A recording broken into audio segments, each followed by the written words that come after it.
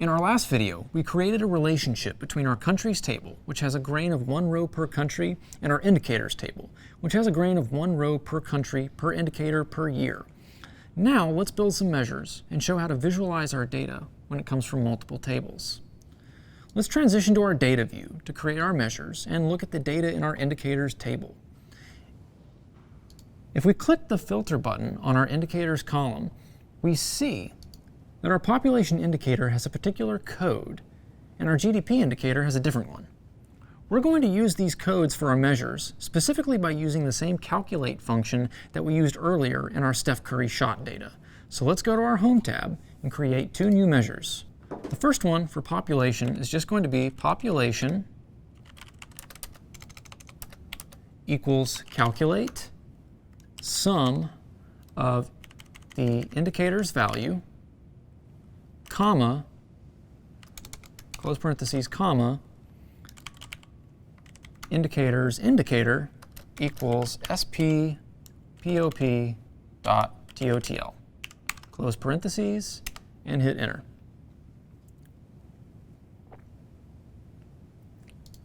Okay.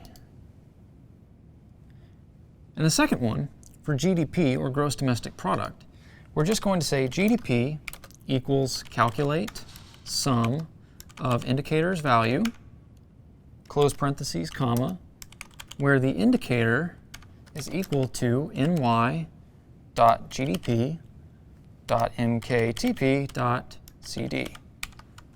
Close out the quotes and close the parentheses. Notice how these 2 measures are virtually identical. In both cases, we're summing the value column from our indicators table, but we're using that calculate function to filter our data differently for each measure. We're using those indicator codes to say only sum this amount when using the population indicator, or only sum this amount when using the GDP indicator. Lastly, let's create a third measure, the GDP per capita. GDP per capita is another way of saying GDP per person. We're taking the country's total economic output in the form of its gross domestic product and dividing it by the number of people in the country as a way to estimate the economic output for each individual citizen. This is a universal indicator for a country's economic prosperity or standard of living.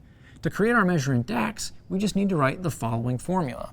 GDP per capita equals divide GDP measure, comma, population measure, comma, 0, close parentheses. Again, you're seeing how we can reuse the GDP and population measures over and over again without having to rewrite them. And remember that third optional argument tells DAX what to do if it encounters a situation where we're asking it to divide by 0. Now that we've defined our measures, let's go back to the report editor. Our goal in this exercise will be to create a report that allows us to compare the GDP per capita of multiple countries across the years, which means we need a way to pick which countries we want to compare. The quickest way for us to do this would be to use a slicer, like we've done before, but I want to take this opportunity to talk about third-party visuals in Power BI. In Power BI Desktop, you're not limited to just the basic visuals that come with the application. Power BI can be extended by importing custom visualizations that either you or other third-party developers can create. Creating your own visuals for Power BI is a more advanced topic than we can cover in this course, but I would like to show you how you can import third-party visuals. And to be clear, when we say third-party developers, we're referring to developers who aren't you and who don't work for Microsoft. These third-party developers are individuals or other companies who decided to build new visuals for Power BI.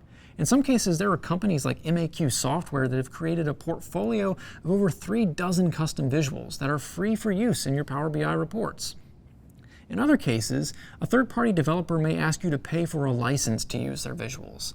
In this course, we will only use the built-in Microsoft visuals or free add-on visuals. We will not use any paid visuals. Most third-party visuals can be downloaded from the Marketplace, which is an online repository of all the Power BI visuals that aren't included in Power BI Desktop by default. To open the Marketplace, we'll go to our Visualizations pane and click the ellipsis icon to show our More Options menu. We're going to choose the Import from Marketplace option, and a new window will open. In the Marketplace window, we have several categories to choose from, such as visualizations, gauges, filters, and so forth. Plus, you have a search box where you can find visuals by keyword. We have a lot of amazing options at our fingertips, as you can see. Things like word clouds and infographic designers if we want to build something that resembles an infographic that might appeal to consumers or marketing professionals or journalists. For project management, you can add Gantt charts, calendars, and timeline visuals.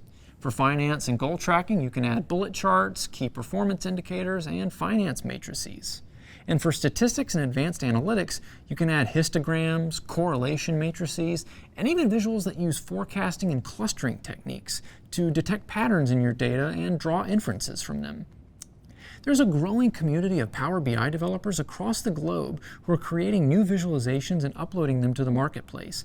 And Microsoft is working with those developers to certify their custom visuals so that they're officially endorsed for usage with Power BI.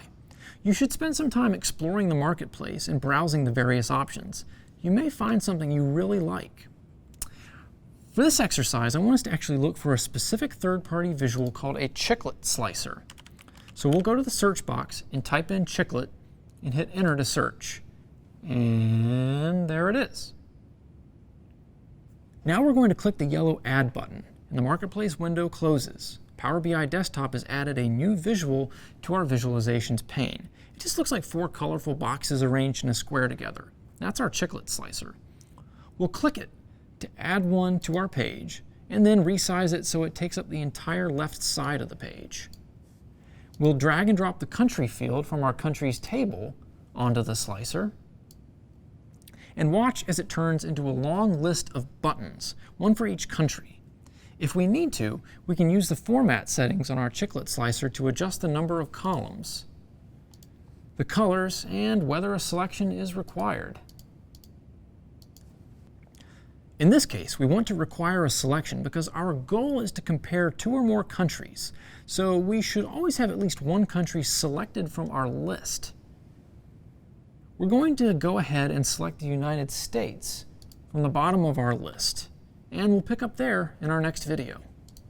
In this video, we created our measures, but we also learned how you can extend your Power BI reporting through the use of custom third-party visuals. This will open up new ways for you to visualize and analyze your data. In the next video, we'll incorporate our third-party chiclet slicer along with a line chart to create an interactive experience for exploring this GDP data.